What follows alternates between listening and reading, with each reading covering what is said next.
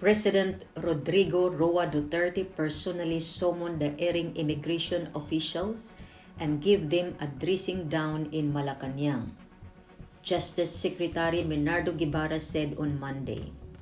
Guevara, in a text message to reporters, said more than 40 immigration personnel implicated in the so-called Pastillas scheme suspended by the Office of the Ombudsman faced the president on Monday night. The president apparently intended to give them a dressing down. During the short meeting, he distributed pastillas to the Bureau of Immigration personnel. Money had been rolled inside each pastillas, according to the president, Guevara said.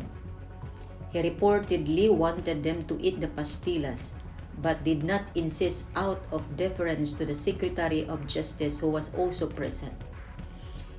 He, Duterte, said, either you eat it or give it to the first beggar you see. Guevara said, in the end, he stated that the cases had been filed and that they simply had to face them. No one among the Bureau immigration personnel dared to utter a word.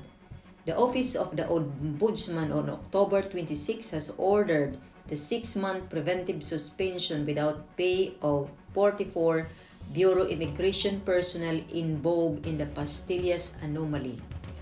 Ombudsman Samuel Martires ordered the suspension following a Bureau immigration report that there was discrepancies between the statement of assets, liabilities, and net worth (SALIN) and the salaries of some employees tagged in the airport bribery scheme.